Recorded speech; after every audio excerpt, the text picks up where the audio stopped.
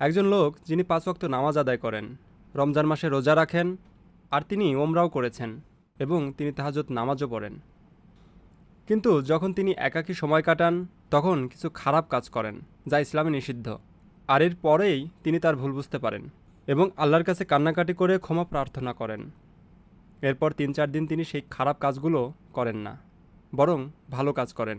এরপর আবার খারাপ কাজ করেন, এরপর আবার ক্ষমা চান। এমনভাবে পুনরাবৃত্তি হতে থাকে। কিভাবে এই অবস্থা থেকে উত্তরণ করা যাবে এবং তার তাকওয়া বৃদ্ধি করা যাবে?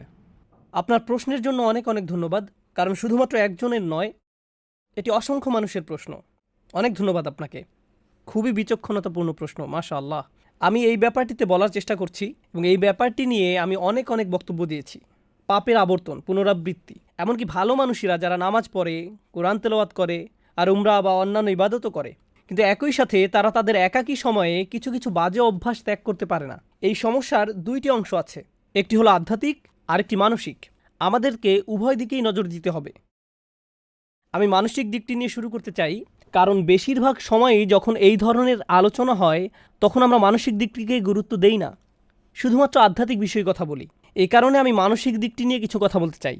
আপনাকে এটা বুঝে নিতে হবে যে মনোবিজ্ঞানে একটা পরিভাষা হলো ট্রিগার।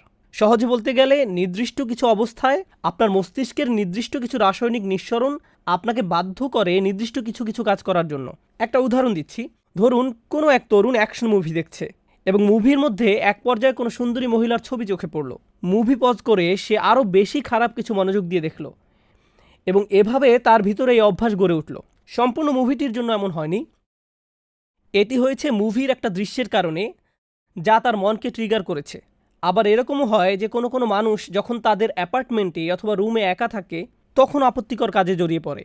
তখন এমন বিষয় ঘটে যেটা খারাপ। যখন সে মসজিদে থাকে তখন এটা ঘটে না, যখন সে বন্ধুদের মাঝে থাকে তখন এটা ঘটে না।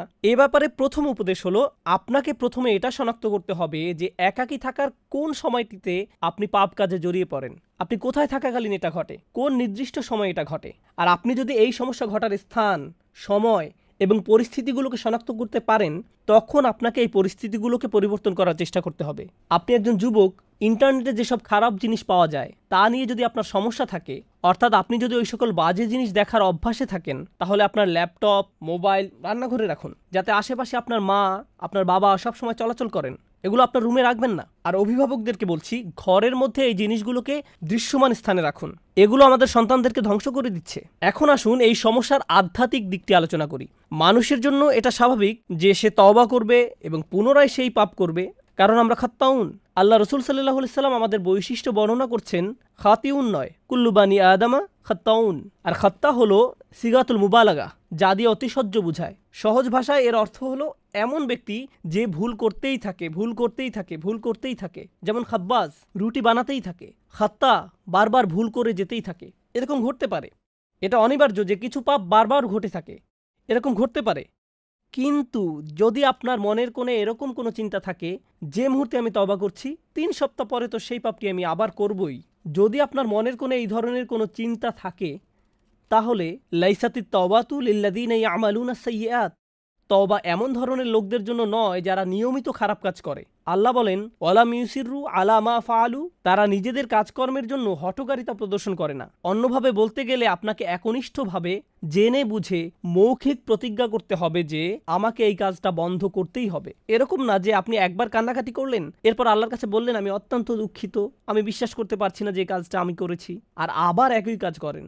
আপনাকে উপায় বের করতে হবে যে কিভাবে এর থেকে পরিপূর্ণভাবে মুক্তি পাওয়া যায়। নিজের সাথে ঐকান্তিক প্রতিজ্ঞা। আর আপনি যদি নিজে নিজে এটা করতে না পারেন, বন্ধু বান্ধবের সাহায্য নিন, এমন মানুষদের সাহায্য নিন যাদেরকে আপনি বিশ্বাস করেন। আমি জানি কখনো কখনো এটা বিব্রতকর, কিন্তু আমাদের সবারই মাঝে মাঝে পরামর্শ বা সাহায্যের প্রয়োজন হয়। আপনি যখন বুঝতে পারেন যে এরকম ঘটছে বছরের পর বছর আর আপনি এটা ত্যাগও করতে পারছেন না, এটাই সঠিক সময় কারো কাছে সাহায্য চাওয়ার। এ কারণেই বর্তমান সময়ে উম্মার জন্য মানসিক এবং আধ্যাত্মিক কাউন্সিলিং অত্যন্ত প্রয়োজন, এবং এত বেশি সংখ্যক পারিবারিক কাউন্সিলিং প্রয়োজন যে এটাকে বলা যায় উম্মার জন্য অত্যাবশ্যকীয় বিষয়গুলোর একটি, কারণ এটা মানুষের কাছে শান্তি পৌঁছে দেওয়ার একটা মাধ্যম হতে পারে।